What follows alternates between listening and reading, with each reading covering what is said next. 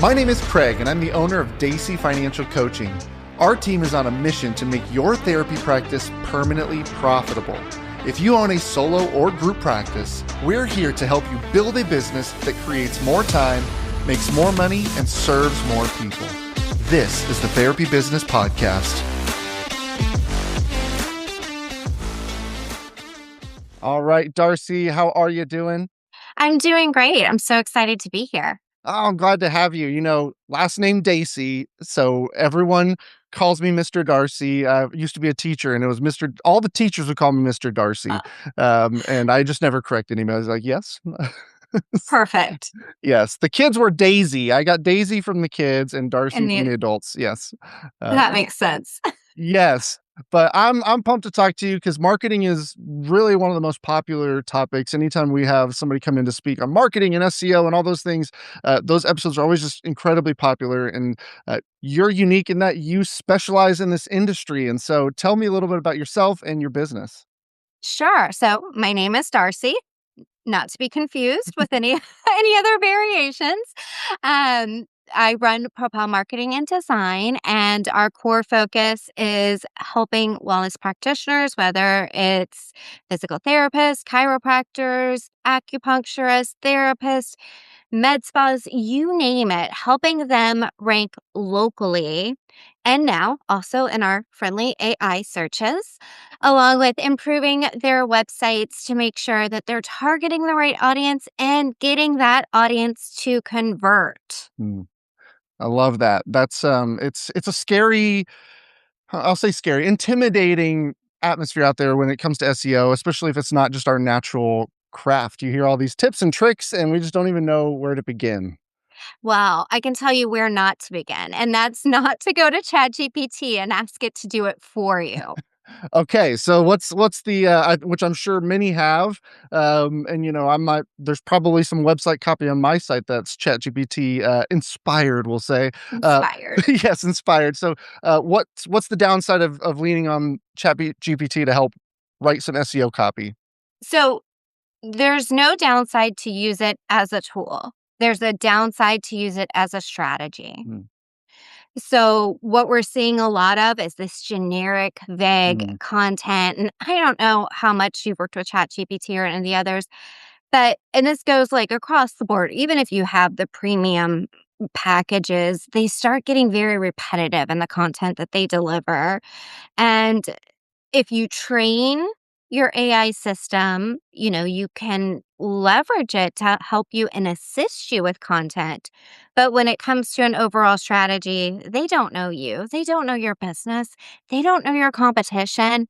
They don't have the resources at hand like SEO specialists do to have the software or the SaaS, the software as a service, that really dives into keyword research numbers and what's trending now and what your competition is doing and why your competition is outranking you.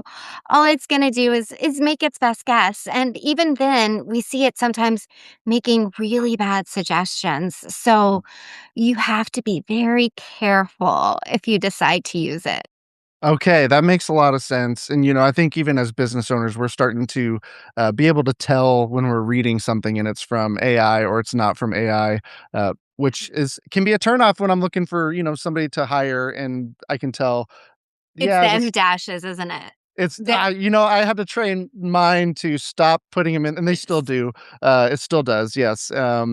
And so I love that you're talking about using it as a tool, and that's I'm currently writing a book right now, and everyone's going, "So are you using AI to help you write it?" I'm like, "Not to write it, but I'm very clear when I'm like, can you help me with the research?" And even beyond that, I don't trust it enough to just give me the data. I'm like, send me links to studies or to these things so that right. I can do the research or fact check you or whatever it is. But it's been really helpful in at Yeah. least providing some tools there, but not doing the work for me. And that sounds like it's the same for the SEO side. Absolutely. Now, do you do like the dueling robots? Like, I like to have two different AIs set up, one on one screen and one on the other, and ask them the same thing. And Oh, then, like, say, oh, well, this one said this, and say that to the other one, and have them like combine and rework. And and just fact check and do all the things. That's a good idea because I just started using Claude and I have ChatGPT and then Gemini comes with our Google Workspace, which is my least favorite of the three, for whatever reason. But yeah, I haven't tried, trying them all out and seeing what they all say. And that's a great idea to see how close we can get. Yeah, love it. Okay, so SEO, if somebody's jumping into, what I let me hear some common mistakes. So we talked about the AI, but I know you probably see just the common things that are popping up over and over again. What do you notice, with this industry and SEO mistakes? So, first off, we have to make sure that we understand exactly who our target audience is, what key phrases, which we call keywords, what words they're using when they're searching, and make sure that our content, whether it's our Google Business Profile listing, which is what controls your Google Maps listing, or your website content, that it reflects what they're actually searching for. And now that we're seeing this increase in AI searches as well, we have to make sure that we feed the AI solutions all of the information that it needs, which means including that information on your website. So even down to some of those basics like the FAQs. Do you accept insurance? If so, which insurances do you accept? What's parking like? These things that sometimes people don't think about, but we want to make sure that people have the information. What exact services do you offer? Who do you work with? How do you work with them? All of these things really need to be laid out in detail and not just a bullet point of like, this is my service, or, well, I mentioned it somewhere on the website. So it's a combination of all of those things. And then also making sure that we're keeping the website fresh, adding new content to it, and making sure that there isn't an entry to barrier when it comes to actually scheduling an appointment. So people need to know when they get to your website. Do you have to fill out a form? Like, what is the process? Do you need to call to make an appointment? You don't want to make them have to search around and look and try to figure out how to make an appointment with you. And if they do have to fill out a form, you've got to be able to get back to them promptly so that you're not playing the phone tag game later on. Mhm. Absolutely. You said so many things, I think are just great takeaways. And so I want to ask some questions about a few of them. And one of them is you're talking about the keywords that target clients are using. So knowing your target market and what are they Yes. searching for and Yes. how can a practice owner find that out? What can they do? Yeah. So typically, what I suggest, especially if you don't have any of the paid advanced tools that most people don't have, right? So make a list. Make a list of what you think these basic keyword phrases are that people are searching for. Do some searches. You'll see like Google will try to auto populate with what people commonly search when it comes to other people searching those terms or people often ask. Those are going to give you longer tail keywords that are topics that are related to your specific services. So, beyond branding, because everybody should be able to find your brand by searching your brand name, Mhm. but the services that you offer, the conditions that you treat, the hot topics that surround those. And then from there, you can determine which ones do you think are going to be the most helpful. Now, there are a ton of free keyword tools that are meh. And there's always the freemium or the ones that you can get a free test run from if you really want to dive into it. You can use all of those. Now, none of them are perfect, Mm. which is why I hate to say use this one because unless you're paying kind of top dollar, you're going to get some mixed stuff. So, and when it comes to using AI is going to give you the most basic of all lists, which is why sometimes that's another reason people fall flat is they just go to AI and they're like, "Hey, how do I improve SEO on my website or what keywords should I target?" And AI is like, Let me think of the most basic answer to give you. Here you go." Yes, absolutely. So I think that's great. And truthfully, it sounds like even just you're leaning back on what you already know.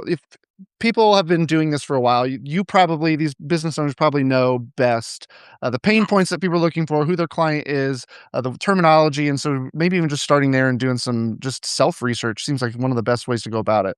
Yeah, and even let's just take a physical therapist as an example. Mhm.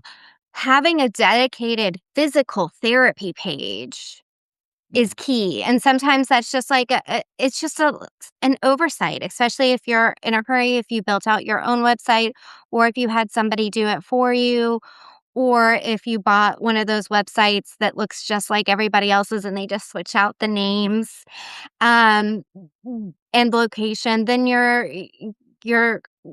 in an uphill battle, and we don't want that. We wanna make sure that you have, like, what I call your general services page, which highlights all the services or modalities that you offer, and then specific pages when it comes to each of those services. So, if it's exercise rehabilitation, if it's post-surgical rehabilitation, whatever those core pages are, and if you're like, "Oh, that sounds like a lot to do that all." Well, then start with your most profitable, right? Like, Yeah.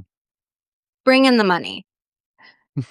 I That's a great idea, and I haven't heard of that, but it makes so much sense, and, I mean, we do that for our website with our consulting, 'cause we do profit and personal coaching, and so we have a full page dedicated to profit coaching and a full page to personal finance, but I hadn't made that translation to the individual services that PTs offer, but it makes a lot of sense to do that, and it's a landing page specifically speaking to that pain point, which I'm sure even on a sales side is really, really beneficial as well. Really beneficial for ranking, especially, if you're sprinkling in your location keywords throughout there, whether it's physical therapy in Nashville or wherever you're located so that you're speaking to the right audience and you're showcasing that local aspect without doing it the wrong way, in which sometimes people decide to make a location page and basically they come off as like a visitor guide to the location where you're like, no, no, no, no, no. Let's back up and let's focus on what you offer and make sure that you're standing out in your area, defining what makes you different, what a first visit looks like. Again, do you accept insurance? What should somebody wear the first time they're coming? All of that helpful information. And then when people come to see you, they're already in a better mood, right? Like, because they've got the proper intel. It's some of those small things, even like with your Google business profile listing, which is what controls your Google Maps listing, making sure that you have great shots of the outside of the building from multiple angles, Mm. and even including a couple of those photos on your website so that when somebody's headed to find you, they can find you and they don't get lost. Like, I live in South Florida and I was going to a doctor's appointment down in Miami. So I already driven an hour, and they had no photos of the outside of their building or any information about where to park. So I already didn't feel good. Mhm. And I had to drive around for like 30 minutes to figure out exactly where it was, where to park, all the things. So the more information you can give somebody up front, the easier you can make it for them to make an appointment, for them to find your location, the happier they're going to be, the better review they're going to leave for your business, and just an overall better experience, and more likely they're going to be to recommend you to their friends and family. Yeah, that's great, and I'm sure too even just the let removing any anxieties they may have on the first time they're coming, maybe it's the first time they're going to PT, or for the mental health side, the first time they're working with a therapist, and so being able to visualize what does the building look like, what does the inside look like, what is all of this, what am I walking into, can probably take away that unknown can be part of that anxiety. Absolutely, and including some great shots inside and friendly staff members, making sure that you're not just using those generic stock photos that every other clinic is using, really helps set you out and makes you look more personable. Yes. Okay, that's so good. Now you talked about content on your website and creating content. What kind of content do you recommend? So, starting with the core content, which is again your general service, your specific services, general conditions page, if that fits what you're offering along with some specific conditions. Again, like we talked about, maybe it's post surgical rehabilitation, maybe it's Mhm. fall prevention, depending on what it is that you specifically offer. We always like to focus on those core pages on your website. And now that we're seeing these AI systems that are going in and scanning your website, because oftentimes people are like, oh, well, I feel like I have a lot of information on my website. Great. That's great. We always like to front load it with like the top of the page being like the big items and the big takeaways. But you have to realize that everybody scans your website differently. So having really nice navigation structure where they can get to the information they need to, whether it's patient forms that they need to fill out ahead of time, the frequently asked questions that goes into details about insurance or what they should wear, all of that is being scanned by these AI systems. So we sit here and we say, okay, obviously your homepage, obviously your core services pages, your conditions, your contact page, your easy to book situation on your website, if at all possible.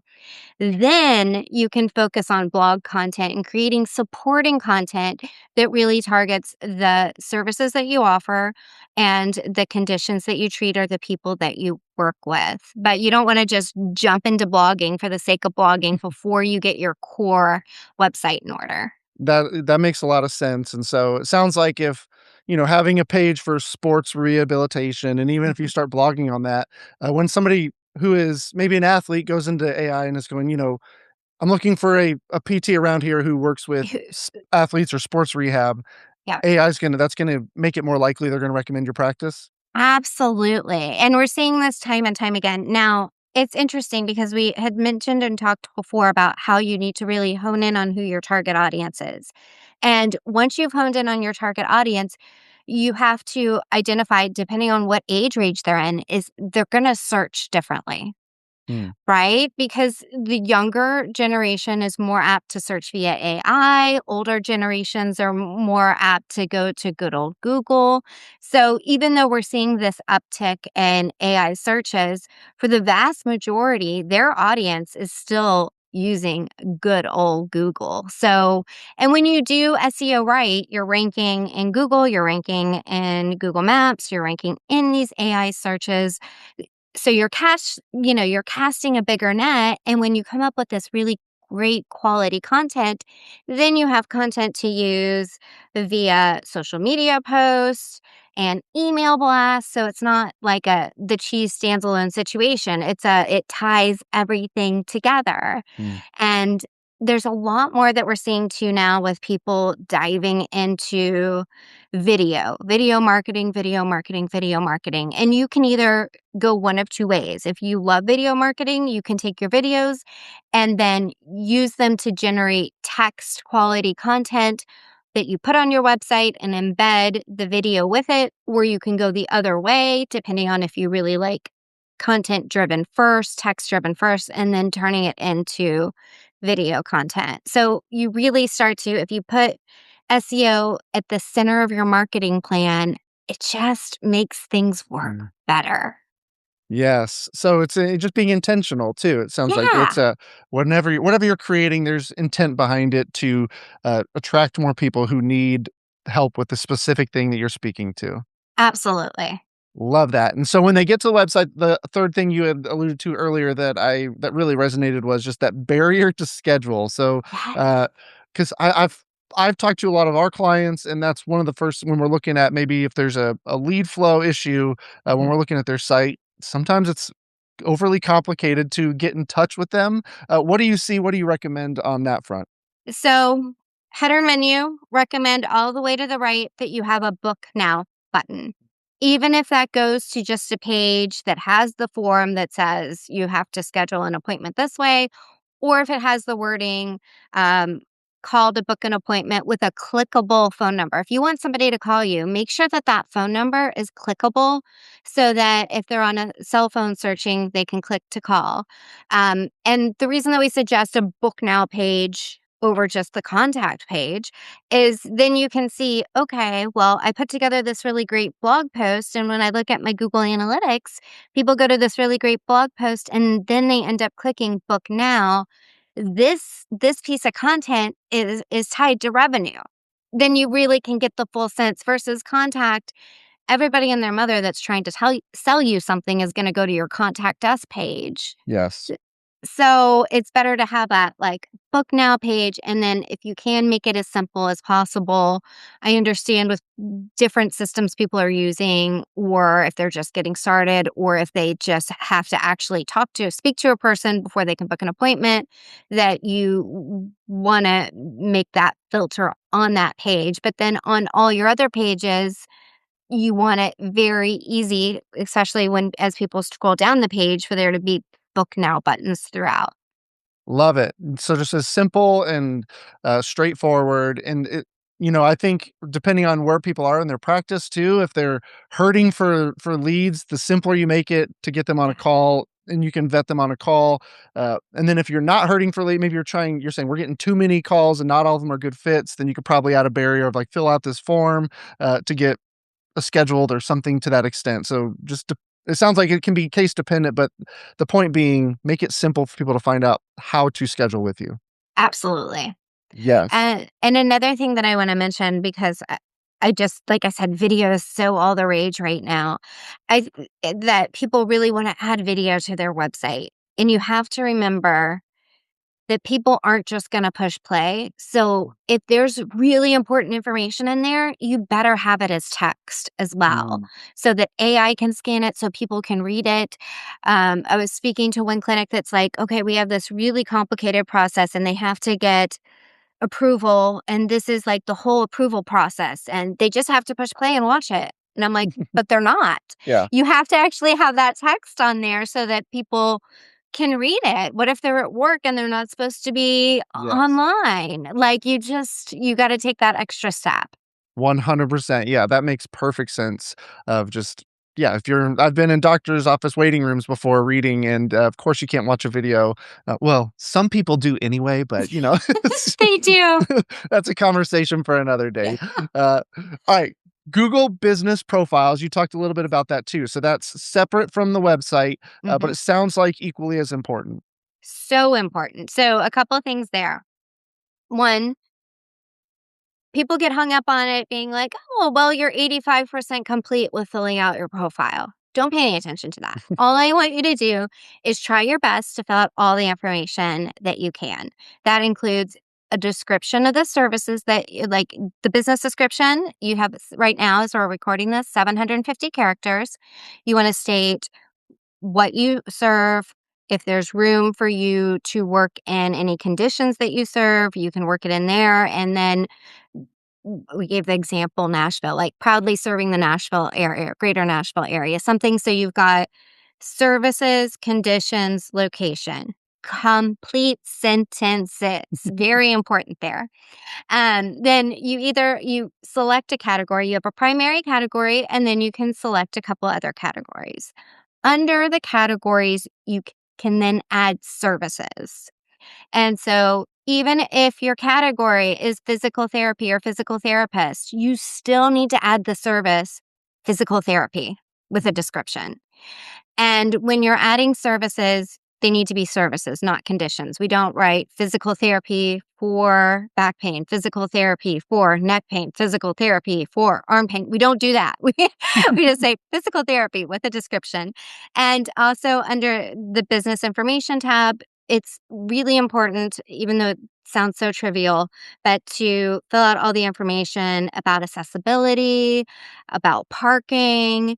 Mm. Very important to include your social media links. And here's why it will assume, Google will assume things. So, for instance, there was a clinic that we were talking to that needed help because the Google business profile listing was pulling another company's Facebook information. Same company name, but very different locations, very different information, and showcasing that company's reviews.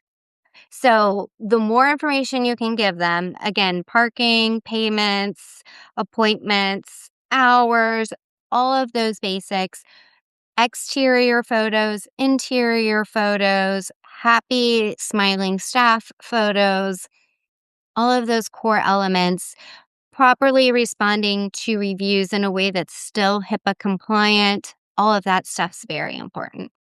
That is super, super helpful because I think, yeah, Google Business Profiles, probably a lot of people just set it up and then, it's great, it's done, there it is. Yeah. I know, from the consumer side, typically the number one thing they're looking at when it comes to those profiles is the reviews, and so any recommendations there for getting more reviews, good reviews? How I know business we don't like to ask for them, so we just hope So, that people are gonna go do it. so a couple of things, depending on what system you have, some people's systems that allow for bookings also allow for reaching out automatically to ask for reviews. In an ideal world, and I know you have to be very careful about this if you're a therapist, but in an ideal world, you want to ask the question worded this way: what brought you in today and how was your experience? The reason we do this is when you just ask for a review, people are just usually like friendly staff, nice, clean environment. Google takes these words and then they make what they see com- being repetitive, they make them bold and assume that those are the keywords that are associated with your business. So you'll see like clean, family, friendly. And, if you're a physical therapist, we want physical therapy, the name of the pain, what brought them in. Those kinds of keywords sprinkled throughout the reviews in a very natural way. Also, it's usually more ideal if they leave the review when they're not standing in your office building. Yeah, is it there's just pressure to do it, or are they rushed? Is it Well, it awkward? also sometimes it can signal to Google that you're incentivizing them. And also, let's just say there's a targeted area 3 to 4 miles away from your location, and that's where the people live that you really wanna target. It would be better for them to leave a review when they're at home at their house in that location so that Mm, Google sees where they're leaving the review from. okay, that I would have never thought of that. That's a great, great point, great idea. Okay, so I love that one question I wrote it down, the "What brought you in today and how was your experience?" I think that's just such a succinct way um, to get what was the pain point and Yeah. how did we solve or was it resolved? Yeah, and it doesn't sound like you're trying to be sleazy in any way, No, no, I 'cause think you're that's great. not. Yeah. Yes, I love that, I love it. Ah, this is such a wealth of information, and so I think it sounds like what are some just simple if you were to say 1 or 2 things people should go do today from everything we talked about, or maybe it's something different, what are some low bar wins that somebody could get if they're overwhelmed by all of this? Okay. 1, go to your Google Business Profile listing, look at it. Crazy notion, log in, look at it. Make sure Google isn't trying to make any suggested changes to it. Make sure all of your information is accurate and well represents your organization. To have somebody who is not you go to your website and look at your website. Make sure that they can identify exactly what the services are that you offer, where you're located, and that they feel like it would be easy to make an appointment with you. Those are the basics for getting started, and none of what we just talked about is very technical. Great. Okay, I love that. Just very simple. Go look at it, have somebody else look at it. Because yeah, we're too close to it sometimes. Too We're close. like, how hard is it to figure out? I mean, if you click these 3 buttons and you fill in a form and you can schedule this, I don't get it. What's so hard to if it's some yeah, so I'm with you. That's perfect. Okay, awesome. Darcy, this has been so, so great. How can people get in touch with you? So everything you're talking about I personally am a big believer in surrounding yourself with experts. You know, people listening are incredibly talented at their craft, but when it comes to this kind of stuff, it's just lean on the people who know it really well. And so it sounds like you know the industry well and you know how to do all these things. So how can somebody get in touch with you if they're looking for that help? Sure. You can visit propelyourcompany.com, and that is Propel with just one L. And also, I have a podcast, which is called the Clinic Marketing Podcast. Love it. We will link those in the notes below for sure. Please, please go check it out. Like I said, I've taken a bunch. I was just gained so much from these conversations. So thank you for your time and thank you so much for sharing everything. Well, thank you for having me. This was so much fun. Thanks for joining us on the Therapy Business Podcast. Be sure to subscribe leave a review, and share it with a practice owner that you may know. If your practice needs help getting organized with its finances or just growing your practice, head to therapybusinesspod.com to learn how we can help.